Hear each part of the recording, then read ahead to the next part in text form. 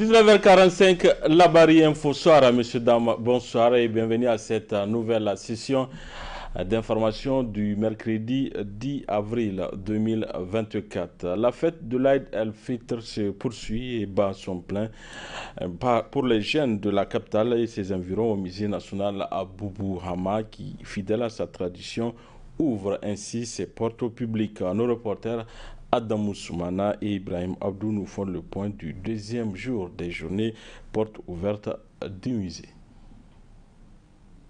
Cadre par excellence de l'affirmation de l'identité nationale, le musée national Boubou Hama de Niamey, qui se veut également un lieu récréatif, offre ainsi l'opportunité au public de découvrir ses merveilles. À l'occasion de la célébration de la fête de l'Aïd el-Fitr, nombreux sont les parents qui, par la présente, choisissent de faire visiter ce lieu à leurs enfants dans la convivialité. Juste pour le plaisir, parce que vous voyez, le musée, c'est une très bonne chose de faire visiter les enfants et les animaux à les enfants. Vous voyez, c'est un peu ça. Donc, sinon, tout est bon quand même. Dieu merci, on a bien trouvé, tout est bon, tout marche bien, ça déroule comme on le veut. Il n'y a pas de souci. Ouais, effectivement, de nous ouvrir les ouvertures chaque année, c'est très important. C'est très important. Et merci beaucoup, c'est très gentil de votre part. Les fêtes religieuses au musée national constituent également une aubaine pour les revendeurs qui réalisent ainsi de bons chiffres d'affaires. Des gens au musée national, bon, Dieu merci, même maintenant, on a fini même de vendre. On a vendu, Dieu merci. Puis, grâce à les enfants même, on a tout fini. On a vendu de l'eau, sandwich et Hamis Salabdou, tout c'est fini. On est très fiers avec les enfants même. Oui, on est fiers avec les enfants. Le zoo du musée est l'un des endroits les plus prisés, notamment par les plus jeunes. Aussi avec la fête, d'autres cadres récréatifs se voient érigés en son sein pour le bonheur du public et à la satisfaction des responsables qui nous parlent de la particularité de cette édition. Avant, les natifs peuvent aller à Kouré, certains peuvent aller à la Tapoua, il y en a qui peuvent aller aussi à la pilule. Mais cette année, est une restriction, en fait une obligation a été faite à l'ensemble des publics de ne pas sortir hors de Niamey pour une fréquentation quelconque. Les publics, en tout cas fidèles à son engagement de respecter l'engagement de l'État, ils viennent toujours au musée. Et vous avez comment le musée est rempli comme un œuf. Les gens sont venus, ils sont venus répondre parce que pour eux le musée c'est un miroir, là où tout le monde peut regarder qui il est, d'où où il va. Ce musée, en tout cas nous sommes que des gérants, ça appartient à l'ensemble de, je peux dire 25 millions de Nigériens aujourd'hui. Cette année, c'est vrai, je me réjouis de voir que quel que soit en fait le contexte actuel, qu'en tout cas les gens sont venus. Et cela a été rendu possible avec la contribution des FDS. Nous avons ici une cinquantaine de gardes nationaux. Nous avons aussi les sapeurs-pompiers. Nous avons aussi la police nationale. Et nous avons les personnels civils, environ 60. L'un de l'autre, chacun a mis sa main à la pâte pour que sa fête, en tout cas, se donne de très bonnes conditions. Et vous l'avez constaté, le deuxième jour, c'est encore plus populaire qu'hier. Ça permet de faire en fait une sorte de brassage, une sorte de melting pot pour montrer que le musée, c'est un musée national. Et c'est ça, en fait, le vœu de tout gouvernement qui vient de passer. Parents, profitez de cette fête et autres circonstances pour faire découvrir le musée national Boubou Hama à vos progénitures. Un lieu qui enregistre des centaines de milliers de visiteurs tant nationaux qu'étrangers par an, avec sa panoplie de milliers de collections d'objets et plus d'une centaine d'animaux composés de mammifères, reptiles et oiseaux. Rubrique Ramadan, toujours l'islam recommande aux croyants musulmans d'accompagner le mois béni de Ramadan durant ce mois en cours dénommé Shawwal. Pour en savoir davantage sur ces jeûnes surrogatoires, suivant les explications du prédicateur Oustaz Haladou Yahya. Shawwal, c'est le mois qui suit le mois de Ramadan et qui est très important, un jeûne très important parce que le prophète Mohammed sallallahu alayhi wa sallam a dit, c'est lui qui jeûne le mois de Ramadan et le fait suivre de 6 jours de jeûne du mois de Shawwal, c'est comme s'il a jeûné toute l'année. Et le calcul se présente comme suit. Allah subhanahu wa ta'ala a dit Man ja'a bil hasanati falahu ashru amsaluha. Tout celui qui accomplit une bonne œuvre, Allah va la multiplier par 10. Donc un mois multiplié par 10, ça fait 10 mois. Et 6 jours multipliés par 10, ça fait 2 mois. Donc 10 plus 12, ça fait 12 mois de l'année. Et ceci est très important à gagner. Concernant la procédure du site Chawal, on peut bel et bien faire le site Chawal, même si on a un jeune à rembourser. Et donc, puisqu'on a encore 11 mois jusqu'au mois de Chaban pour rembourser le jeûne obligatoire qu'on a raté, on peut bel et bien donc, commencer par le site Chawal. Et Aïcha radiallahu anha avait donné un témoignage selon lequel elle retardait le remboursement du jeûne jusqu'au mois de Chaban, qui est le mois qui précède le mois béni de Ramadan. Ils sont visibles sur l'état d'immondice avec le plus souvent un sac en bandoulière à la quête d'objets isés. Ce sont les Gongolobas qui arrivent ainsi à joindre les deux bouts grâce à ces métiers stigmatisés par les uns et les autres. Le reportage est signé Hamza Sakou et Nasser Sedou. Communément appelés Gongolbaisés en langue zarma, les ramasseurs d'objets isés sont fréquents généralement sur les dépotoirs qui jonchent la capitale. Ces collectionneurs sont parfois victimes de stigmatisation, mais c'est un véritable parcours du combattant pour ces jeunes qui s'adonnent à cette activité qui n'est pas sans risque, surtout sanitaire. Des objets à qui on donne une seconde vie. Ce n'est pas un travail à détester. Avant on le déteste, mais aujourd'hui ça va.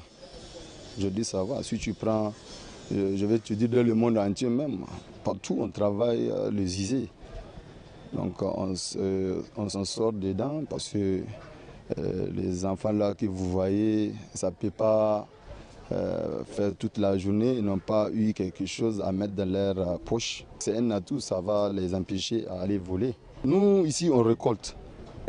On n'a pas des usines de transformation ici. La plupart des usines là que vous voyez, on les transporte vers le pays voisin. Il y a des enfants qui partent de la rue, ramasser. C'est avec ça on collecte. Il y a des grands collecteurs, il y a des petits collecteurs. Parce que si tu prends les enfants là, ils amènent ça au petit collecteur, le petit collecteur amène ça au grand collecteur. Les grands collecteurs exportent ça. On a à peu près une dizaine d'objets isés. Si vous prenez, il y a le ferraille, il y a les canettes, il y a le bronze, il y a le cuivre, il y a le zinc, il y a le batterie, il y a l'aluminium. Ils sont un peu nombreux, quoi. Il y a beaucoup d'entre eux que nous, on ne peut pas transformer ça ici, on les exporte. D'autres qu'on transporte ici au Niger, c'est l'aluminium, c'est ça on transforme pour faire le marmite là. Pour ces jeunes, c'est un gagne-pain car cette activité leur permet de subvenir à leurs besoins. Je pars pour chercher ce qu'il y a à manger. Si je pars de la rue, tout ce que j'ai trouvé, je viens ici Katako, je vends. Les autres, l'argent, je dépose. Je prends ce que je mange avec. Si j'ai déposé l'argent, si je vais partir à la maison, je vais prendre ce que j'ai déposé pour amener à ma famille. Je suis content dedans parce que tout ce que je vais dedans, je trouve. Par jour, je trouve 4 000 ou 5 000 comme ça. C'est bon, un peu jusqu'à hier, c'est bon. Il n'y a pas parti voler comme ça. Et moi, il y a parti chercher c'est qui est bon, c'est ça qui est bon. Il a gagné 500 000 francs. C'est comme ça qu'il gagne. Moi, il y a mangé, femme de moi, il y a mangé. Il y a un enfant. Cette activité confirme la théorie de Lavoisier. Rien ne se perd, rien ne se crée, tout se transforme. Place à présent à notre rendez-vous hebdomadaire de la chronique judiciaire dont le numéro d'aujourd'hui traite de la perquisition. C'est un sujet traité par Maître Moustapha Hamidou Niébé. Maman, il est avocat à la cour. Très bonne réception à vous.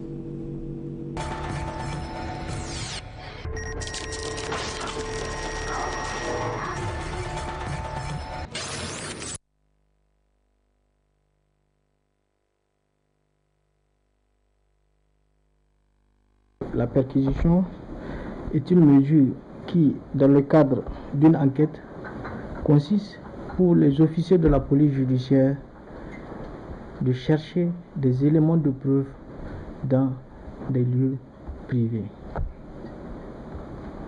pour essayer de montrer la culpabilité ou non d'une personne à l'issue d'une infraction pénale. Les règles régissant la perquisition diffèrent selon qu'on se retrouve en enquête de flagrance ou en enquête préliminaire. L'enquête de flagrance, c'est toutes les fois où une infraction vient de se commettre, ou dans un temps très voisin de l'action, la personne soupçonnée a été retrouvée en présence d'éléments laissant penser qu'elle a participé à la commission de cette infraction. Ou aussi, la personne revient reconnaître les faits devant l'officier de la police judiciaire. C'est ces situations-là qui peuvent amener un officier de la police judiciaire à diligenter une enquête de flagrance. Et toutes les fois où la nature du crime est telle que la preuve en puisse être acquise que par la saisie des papiers, documents, objets à la possession des personnes qui paraissent avoir participé au crime ou détenir les objets relatifs aux faits incriminés, on dit l'officier de la police judiciaire se transporte sans désemparer sur le champ alors au domicile de ces personnes pour y procéder à une perquisition dont il dresse un procès verbal. Donc, vous allez comprendre que ce n'est pas n'importe qui peut s'élever, tout policier ou tout garde ou tout gendarme qui soit, pour aller perquisitionner. Il faut que cette personne qui va procéder à la perquisition ait la qualité d'officier de police judiciaire. C'est l'article 16 de notre code de procédure pénale qui a fait ressortir ces personnes-là qui ont la qualité d'officier de police judiciaire. Les règles régissant cette perquisition sont tout autant définies par la loi. Pour faire une perquisition, toujours en enquête de flagrance, eh bien, la perquisition est faite en présence de la personne au domicile duquel l'opération a lieu. Il faut forcément la présence de cette personne. On dit en cas d'impossibilité, si la personne ne peut pas, pour des raisons techniques, pour des raisons matérielles, se présenter à son domicile pour que cette perquisition se fasse à sa présence, l'officier de police judiciaire qui se trouve être sur le lieu doit l'inviter à désigner un représentant pour assister à cette perquisition. Si cette condition ne peut aussi être remplie, eh bien, on dit l'officier de police judiciaire doit désigner 2 témoins. Mais la condition aussi, c'est que ces 2 témoins ne doivent pas être sous son autorité.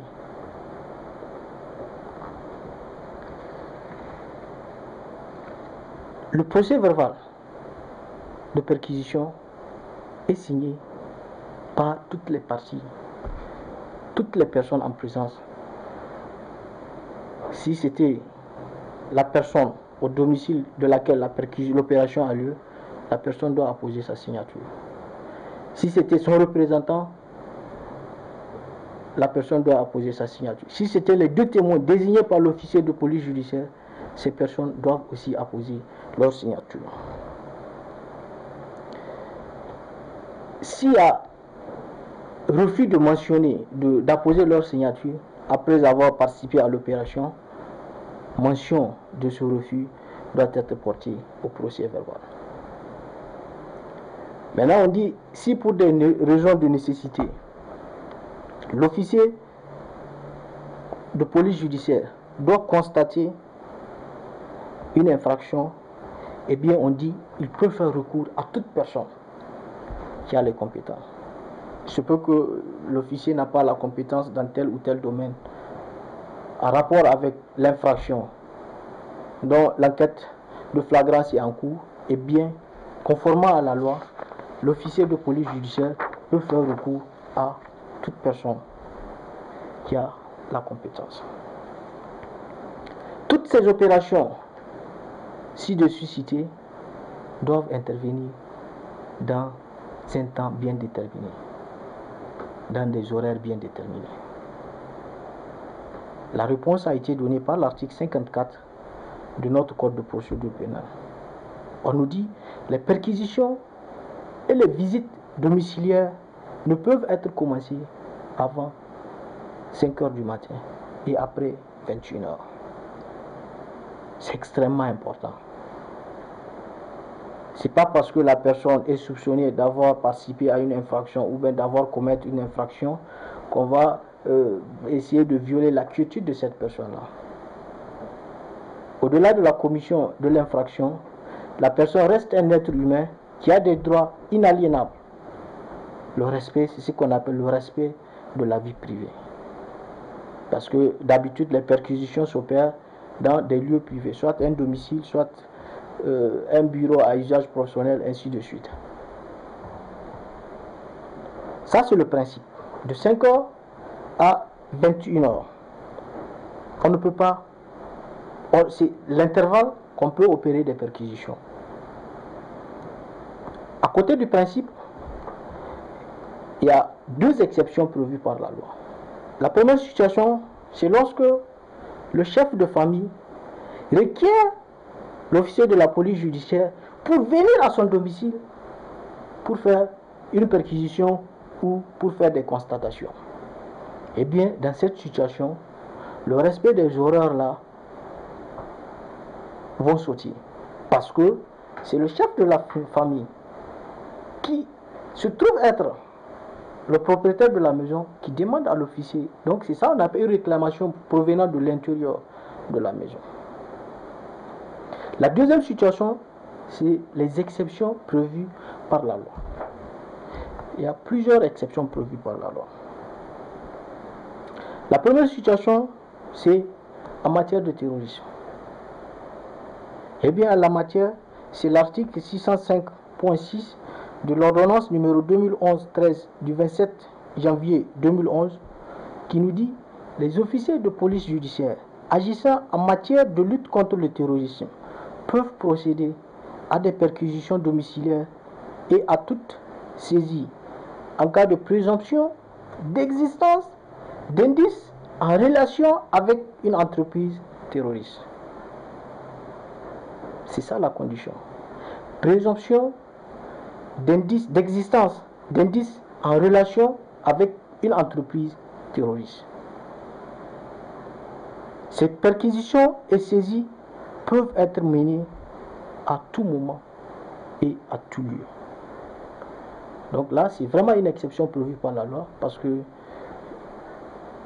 quel que soit l'endroit, de par cette disposition, l'officier de la police judiciaire qui se trouve en présence de présomption d'existence d'indices en relation avec une entreprise terroriste peut opérer une perquisition.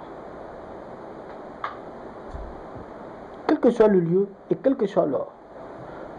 Donc ça peut être 4 h, 2 h, 3 h du matin. La loi lui donne l'autorisation. La deuxième situation, c'est en matière de drogue. Mais là, il faut souligner que c'est bien encadré par la loi. Parce que c'est l'article 119 de l'ordonnance 99-42 du 23 septembre 1999 relative à la lutte contre la drogue qui nous donne la solution. On nous dit les visites, perquisitions et saisies dans les locaux où sont fabriqués, transformés ou entreposés illicitement des drogues à risque ou à haut risque, ou des précurseurs, équipements et matériels destinés à la culture, à la production ou à la fabrication illicite des dites drogues, et dans les locaux où l'on use en société des drogues à haut risque sont possibles à toute heure du jour et de nuit. Maintenant, on nous dit elles ne pourront se faire de nuit que pour la recherche et la contestation des infractions prévues aux articles 94 à 100 de la même loi. tout procès verbal dressé pour un autre objet sera frappé de nullité. Elles doivent être précédées d'une autorisation écrite du procureur de la République lorsqu'il s'agira de les effectuer dans une maison d'habitation ou dans un appartement. Ce qui veut dire que cette loi, au-delà de l'autorisation accordée, encadre strictement cette procédure. C'est seulement pour certaines infractions relatives à la drogue que les perquisitions peuvent se faire à tout moment, de jour comme de nuit et à toute heure. Et aussi, s'il s'agira de les effectuer dans une maison servant d'habitation, l'autorisation écrite préalable du procureur de la République est indispensable. Donc, tout ça, c'est pour vraiment encadrer la liberté des personnes. C'est pour amener les officiers de la police judiciaire à respecter un tant soit peu la vie privée des citoyens. Ces procès-verbaux de perquisition doivent revêtir un certain formalisme qui, en l'absence, peut amener à annuler ces 10 procès-verbaux. La réponse est donnée par l'article 416 du Code de procédure pénale qui nous dit « Tout procès-verbal ou rapport n'a de valeur probante que s'il est régulier en la forme, si son auteur a agi dans l'exercice de ses fonctions et a rapporté sur une matière de sa compétence ce qu'il a vu, entendu ou constaté personnellement. » J'expliquais tantôt que pour certaines perquisitions, il faut la présence par exemple de la personne au domicile duquel l'opération a lieu. À défaut, il faut désigner un représentant. À défaut, il faut désigner 2 témoins. Ça, c'est des formes. C'est ce qu'on appelle la forme. Si un OPJ, un officier de la police judiciaire, passe outre et dresse un procès verbal dans des conditions autres que celles prévues par la loi, eh bien, ces procès-verbaux peuvent être annulés conformément à l'article 416. N'auront plus de valeur probante. Or, l'objectif, c'est cela, c'est de servir comme preuve à la justice. Donc, c'est pourquoi la forme doit aussi être respectée. Donc, tout ce que nous avions dit, c'est lorsque l'officier de la police judiciaire agit en enquête de flagrance. À côté de cette enquête de flagrance, il y a l'enquête préliminaire. Donc là, c'est prévu par l'article, par le code de procédure pénale. On dit les perquisitions, visites domiciliaires et saisies de pièces à conviction ne peuvent être effectuées sans l'assentiment express de la personne chez laquelle l'opération a lieu. Cet assentiment doit faire l'objet d'une déclaration écrite de la main de l'intéressé, ou si celui-ci ne sait écrire, il est fait mention au procès verbal ainsi que de son assentiment. Donc, en enquête préliminaire, eh bien, la personne, au-delà de sa présence, doit donner son autorisation expresse de procéder à la perquisition. Contrairement à l'enquête de flagrance où c'est juste la présence qui est demandée et non l'autorisation.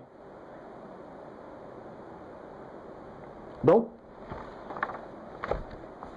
il y a aussi une autre situation pour les infractions militaires. Ce sont des infractions particulières qui répondent à un régime spécifique. Lorsque les officiers de police judiciaire militaire sont appelés, hors le cas de crimes et délits flagrants, à procéder à un constat ou à une perquisition dans des établissements ne dépendant pas du ministère chargé de la Défense ou dans une propriété privée où il a été commis un crime ou un délit relevant de la compétence de la juridiction militaire, il adresse à l'autorité judiciaire civile leur réquisition tendant à obtenir l'entrée dans ces établissements ou propriétés privées. L'autorité judiciaire civile est tenue de déférer à cette réquisition. Donc, lorsqu'une infraction militaire est soupçonnée d'avoir été commise dans un lieu on dit, ne dépendant pas du ministère chargé de la Défense. L'officier de police judiciaire militaire saisit l'autorité judiciaire civile pour requérir son autorisation. Cette autorité doit accepter l'autorisation, la réquisition et participer à l'opération pour procéder à cette perquisition. On dit en temps de guerre ou période d'exception, lorsqu'il s'agit de l'auteur ou du complice de l'infraction, les officiers de police judiciaire militaire peuvent passer outre les réquisitions de l'autorité judiciaire civile. Les perquisitions et saisies dans les établissements militaires et de leurs dépendances peuvent être effectuées à toute heure, de jour et de nuit, sur prescription des autorités investies des pouvoirs de poursuite judiciaire militaire. Donc vous voyez, c'est vraiment autant d'exceptions prévues par le législateur pour amener les gens à être perquisitionnés à tout moment et en tout lieu. Tout ceci reste, je dis bien, encadré, bien évidemment, par la loi.